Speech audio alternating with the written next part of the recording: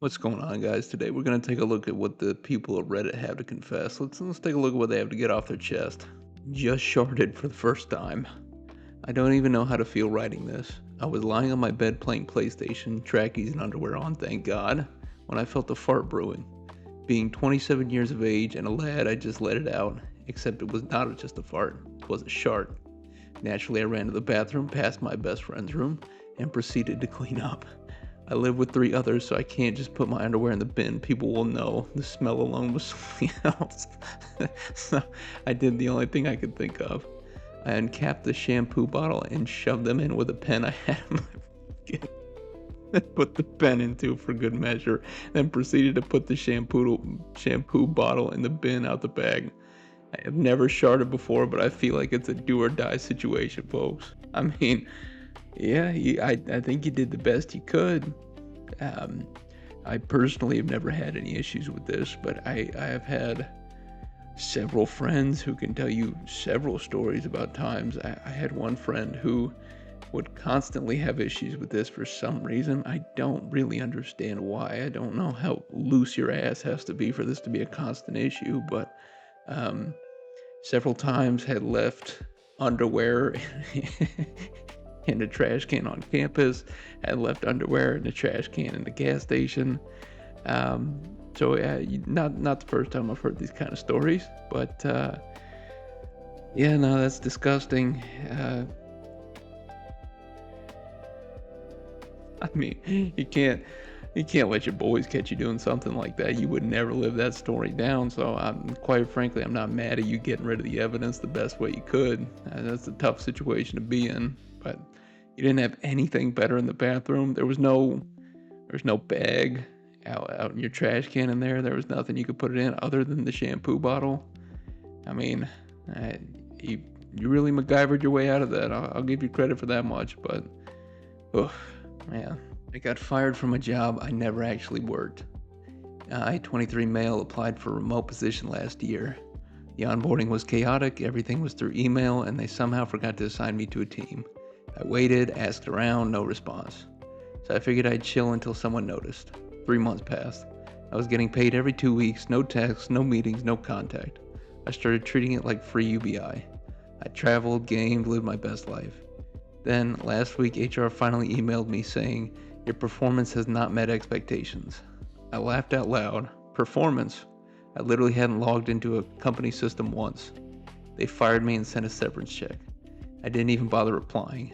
They paid me nearly 20K to do nothing. I feel a bit guilty, but I also feel like I beat the system for once. I don't know, dude. If this is recent in this job market, people are losing their jobs left and right. I don't know that that was the proper time to lose your job. Um, Honestly, I mean, it's definitely their fault for on their end for not making sure that you were integrated better into the company. Especially being a remote position, I feel like that takes more time, attention, and care into making sure that people know what they're doing. Um, but yeah, that's ultimately on you for not finding somebody or pushing to figure out where you should actually belong within the company. Um, and yeah, I don't know. You probably should feel a little bit guilty for getting paid to do nothing. Um, and the whole like beating the system, yeah, I don't know, man. I've always told people this. You'd be surprised how small the world is. Even in applying to jobs, there has been in the 3 or 4 professional career type jobs that I've worked. People have known each other from different companies in ways that I wouldn't imagine, and asked people about each other, and they've asked about me before too. And fortunately, I haven't been on somebody's bad side to get turned down for a job. But it's a small world. You never know who's going to ask, who's going to talk about you. So um, even if the company's bad, even if the company sucks, you want to make sure from your end that you're putting in the effort, and you're making sure that you make a good impression, or at least not a bad impression, to where people won't talk bad about you. Yeah, and small note on that, that just highlights how much I hate HR for their stupid corporate language. You haven't showed up and done a single thing in any aspect for this company, and the best they have to say is your performance has not met expectations. I hate this soulless, just dead language that they string together in the corporate world. Your performance has been underwhelming. It's just stupid. It's just so dumb. Like, can't you just have an honest conversation? Can't you just say, "We looked into it. We actually found out you didn't work at all." But there's always this just stale language. I can't stand it. But to bring the whole point home, I hope you found a different job. I hope you're not just chilling on unemployment now. And hopefully this doesn't impact you too much moving forward. Pretended to hate my neighbor's cooking for 4 years because her husband confided in me that it was the only joy she had. Just reading this off the bat, I think the title is supposed to be I pretended to love my neighbor's cooking for 4 years. She probably hated it, but we'll see what that says. 4 years ago, my neighbor, 70s, very sweet, started bringing me food every Sunday because, quote unquote, you're too skinny to live alone. Her cooking was aggressively experimental. Paper dry meat, mysterious spice combos, soups that tasted like wet socks. One night, her husband pulled me outside, and said, "Thank you for pretending to like her food. She lost her sense of purpose after retirement. Cooking keeps her alive." So I doubled down. I hyped every dish like it was Michelin level. She would beam every time. It became this whole ritual. She'd hand me a plastic container, I'd compliment her seasoning, she'd blush and wave me off. Fast forward to last month, her husband had a mild stroke. They changed his diet and she's too overwhelmed to cook. The meal stopped, and I realized something. I actually missed them. Not the food, hell no, but the weird warmth of it. It felt like someone was caring about me in their own clumsy way. I wanted to check in on her, but I feel like if I ask for food again, it'll come off insulting, and if I don't, I'll seem ungrateful. So I've been silently grieving the world's worst lasagna. I mean, raises a pretty interesting point. Sometimes it's just nice to be thought of. Whether what they're doing is something you like or not, it's kind of like that. Any attention is good attention sort of mentality. Like it's nice just for someone to notice, even if they're a terrible cook. I mean, which quite frankly, you're feeding into this. You don't have to hype up everything like it's Michelin star level. I mean, as something I personally do whenever I cook for somebody, I can't stand it when people don't like it. And not, I'm not like a terrible cook. I'm not making disgusting food, at least as far as I know. But even if it's just not to their preference, I hate when somebody tells me that they love something, and then I'll go back and make it again for them when in reality they didn't like it and they were just trying to be nice. And it might not even be that it was bad; they just didn't like that specific thing. So I can't stand it. Actually, give me your honest opinion if I make something for you. But this 70-year-old lady with her dying husband, maybe she feels differently. Maybe that's the light that she needs in her life right now.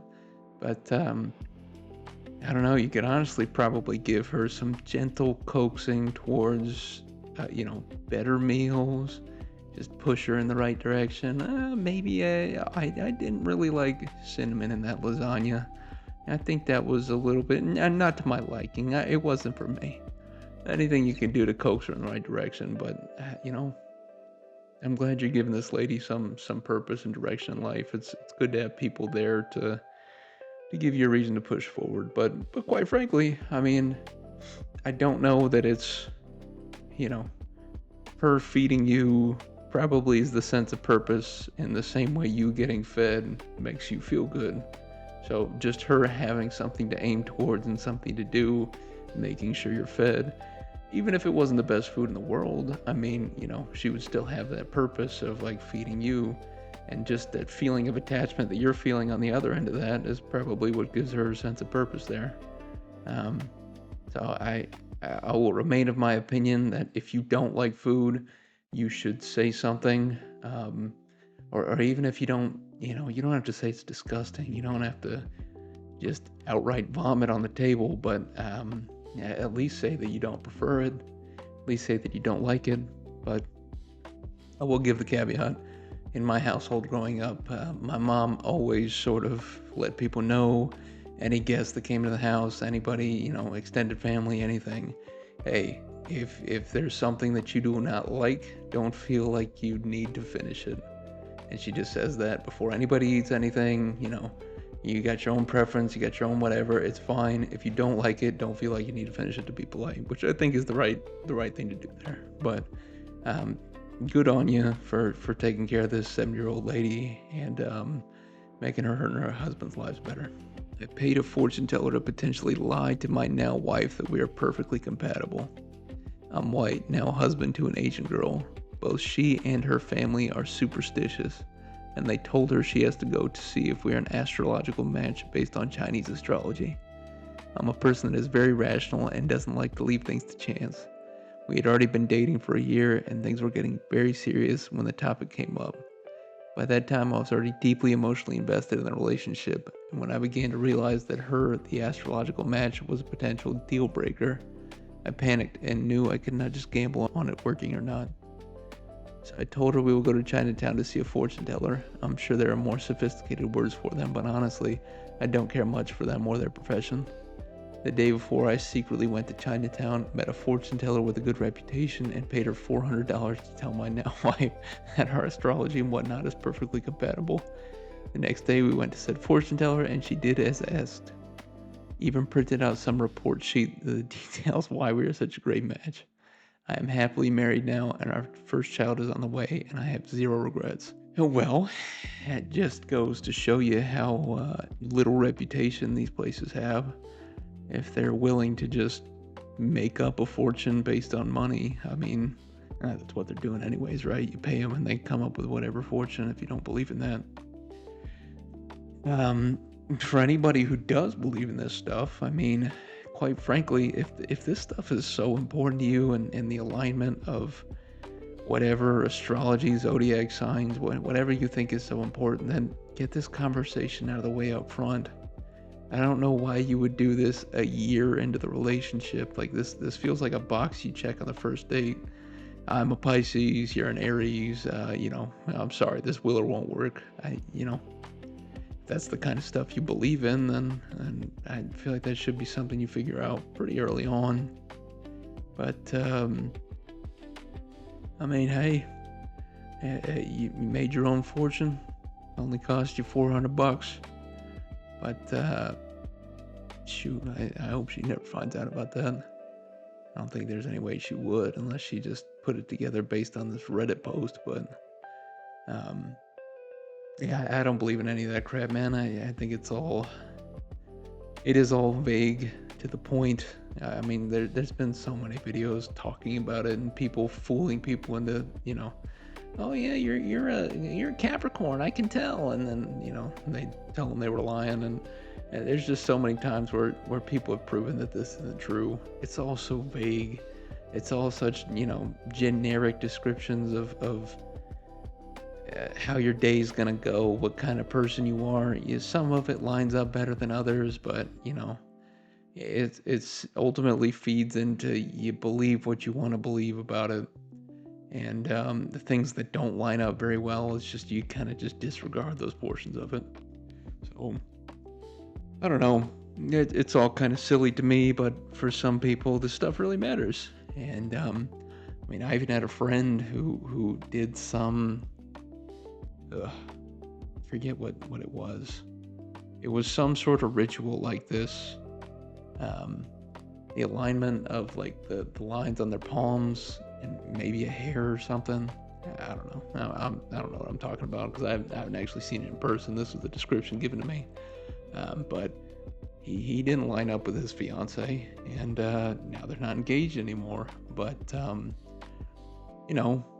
he was telling himself that this is a good justification as to why his relationship wasn't working out. And he was saying he was having these dreams about their relationship dissolving, And given context of the whole situation, I can tell you there are much bigger issues than the silly little test. Um, some people would probably argue that the test displayed those issues, but I mean, there were a lot of other things going on that were contributing to relationship dysfunction than that test. But again, to my previous point, if that matters to you, he should have done that little test at the very beginning and then moved on if it didn't work out. So, hey, yeah, it's fine if this stuff matters to you. I was a kid once too. I like make believe. All right, I'll be Peter Pan. You can be Hook. Yeah. If it matters to you, that's fine. But make sure that you get this out of the way up front, and any, you know, deal breakers that you have that's going to stop you from being with somebody, just make sure that's settled on the front end, not a year into the relationship. I know that a lot of you will not like, comment, or subscribe, but I greatly appreciate any input you have towards my videos, and I hope you enjoyed the video, and I hope you have a good day.